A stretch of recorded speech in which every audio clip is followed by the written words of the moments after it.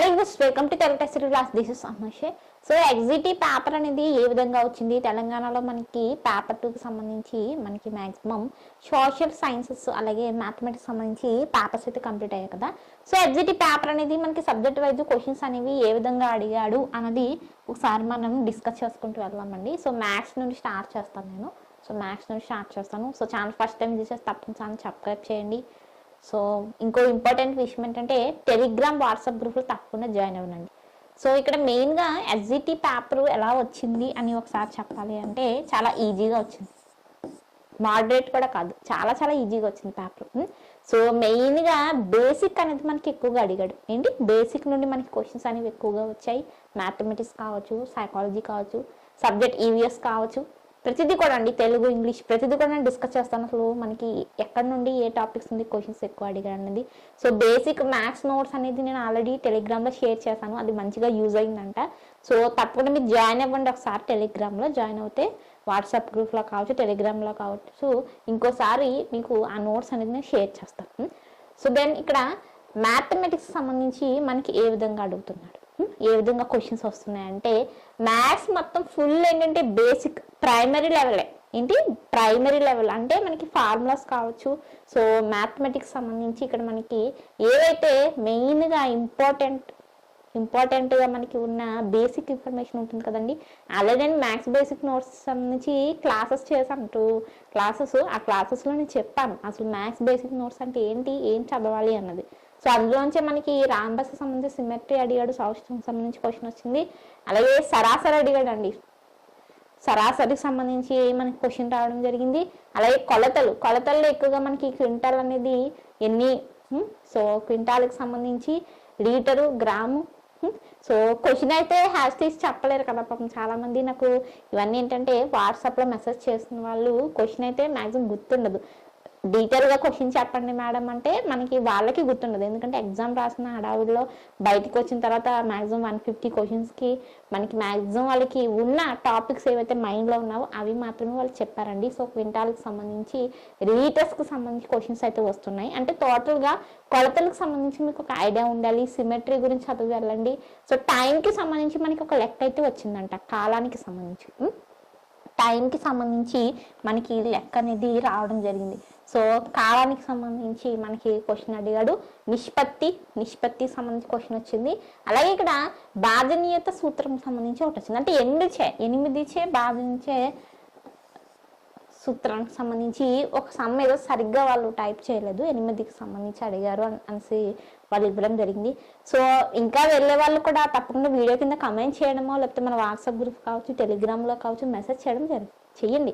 ఎందుకంటే నెక్స్ట్ వెళ్ళే వాళ్ళకి ఒక ఐడియా వస్తుంది అనమాట, వాళ్ళకి కూడా యూజ్ అవుతుంది కదా.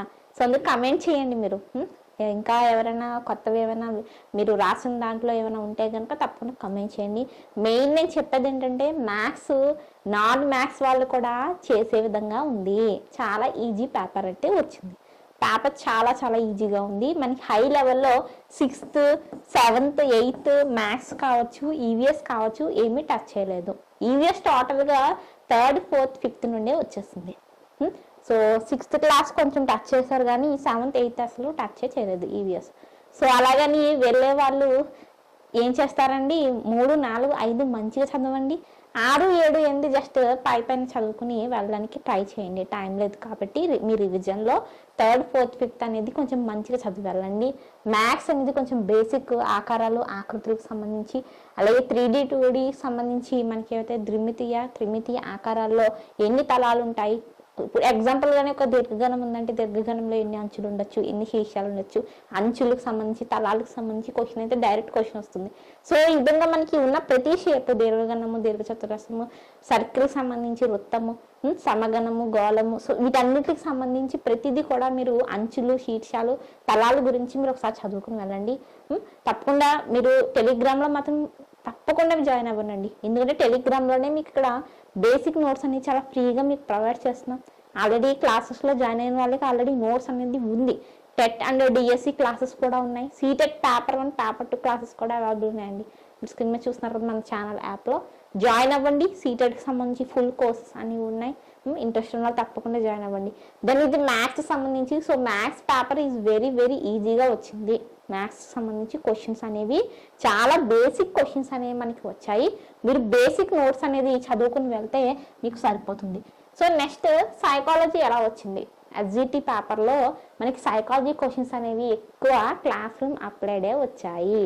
అవి కూడా ఏంటంటే ప్రైమరీ స్టేజ్కి, ప్రైమరీ లెవెల్లో మనకి ఇక్కడ రావడం జరిగింది. క్లాస్ రూమ్ అప్లైడే అడిగాడు. అంటే థియరీ పాయింట్ ఆఫ్ వ్యూలో మనకి క్లాస్ రూమ్ అప్లైడ్లో ఎక్కువ క్వశ్చన్ వచ్చింది.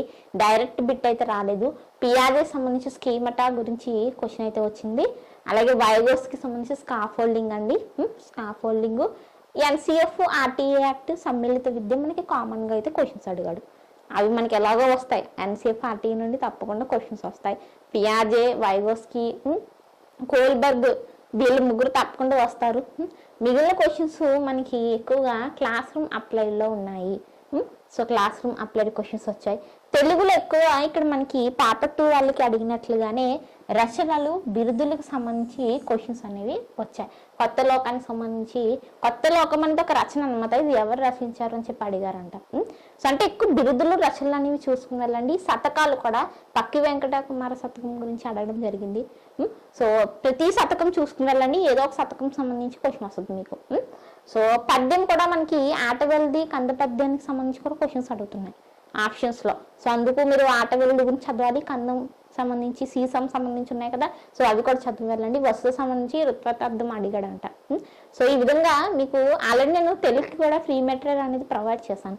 అందులో మనం వసుధ గురించి కూడా మనం డిస్కస్ చేసాం. సో ఇవి ఒకసారి మీరు అవి చూడండి, బేసిక్ అనేది చూడండి. మ్యాక్సిమం 6th, 7th, 8th వరకు కూడా తెలుగు చూడండి అండి.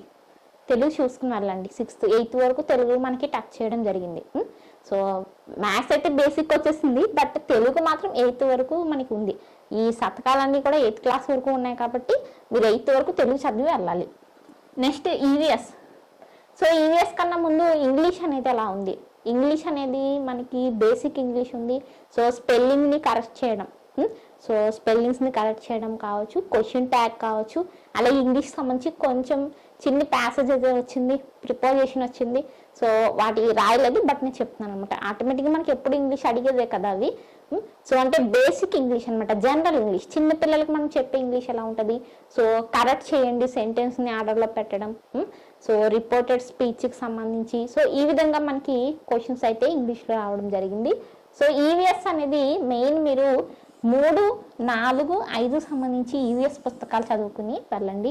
6th, 7th, 8th మనకైతే అస్సలు టచ్ చేయలేదండి. చాలా బేసిక్గా అడిగాడు. మానవ శరీరంలో అతిపెద్ద ఎముక కావచ్చు, వాతావరణంలో అసలు ఎటువంటి వాయువుల నిష్పత్తిలో మనకి ఆక్సిజన్ వాయువు యొక్క నిష్పత్తి ఏమిటి, సో గ్రీన్ హౌస్ ఎఫెక్ట్ని కలెక్ట్ చేసే వాయువులు ఏమిటి, సో అలాగే వేడి యొక్క రకాలు, వేడికి సంబంధించిన రకాలు, ఇవన్నీ ఎక్కడ ఉన్నాయండి? ఇవన్నీ ఎక్కడ ఉన్నాయి?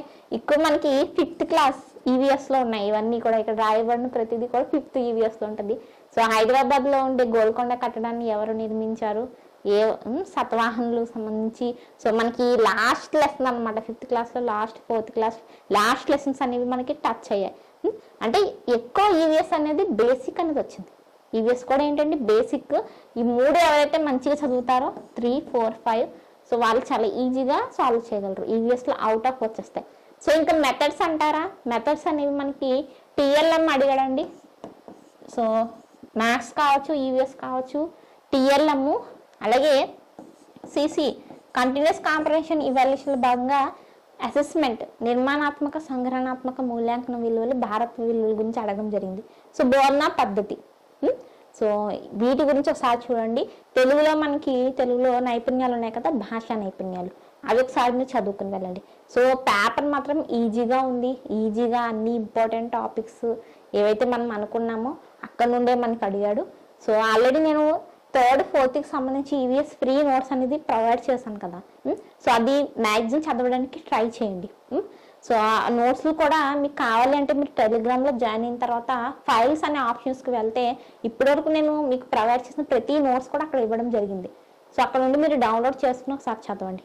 సో ఎవరు టెన్షన్ పడకండి. ముఖ్యంగా ఎవరైతే నాన్ మ్యాథ్స్ భయం బాబు అన్న వాళ్ళకి మ్యాథ్స్ చాలా బేసిక్ వచ్చేస్తుంది. బేసిక్ మ్యాథ్స్ మీద మీకు గ్రిప్ ఉంటే మీరు మంచిగా బేసిక్ మ్యాథ్స్ చదువుకుని వెళ్తే మీరు 100% మీకు మ్యాథ్స్లో మంచిగా మీరు స్కోర్ చేసుకోవచ్చు. మ్యాక్సిమం 120, 130 ఈజీగా తెచ్చుకునే పేపర్ అండి ఇది. ఎందుకంటే నాకు ఇవి చెప్పిన వాళ్ళందరూ కూడా చాలా ఈజీగా ఉంది మేడం పేపర్ అనేసి అన్నారు. ఇప్పటివరకు జరిగిన టెట్ పేపర్స్లో మనకి ఈ పేపర్ చాలా ఈజీగా ఉందని వాళ్ళు చెప్పడం జరిగింది. సో అది టెన్షన్ పడకండి, బేసిక్స్ ఒకసారి రివైజ్ చేయండి, రివిజన్ చేసుకుని వెళ్ళండి. సో నెక్స్ట్ వెళ్ళే వాళ్ళు కూడా తప్పకుండా మీకు ఏ క్వశ్చన్స్ వచ్చాయి అన్నది తప్పకుండా నాకు వాట్సాప్ గ్రూప్లో జాయిన్ అయిన వాళ్ళు తప్పకుండా మెసేజ్ చేయండి, లేదా వీడియోస్ కింద కామెంట్ చేయండి. తప్పకుండా సబ్స్క్రైబ్ చేసి డైలీ ఫాలో అవ్వండి. అలాగే సీటెట్ సంబంధించి పేపర్ 1 అలాగే పేపర్ 2 క్లాసెస్ కూడా ఉన్నాయి. తప్పకుండా జాయిన్ అవ్వండి. జూలై 7th ఎగ్జామ్, 1 month మాత్రమే టైం ఉంది.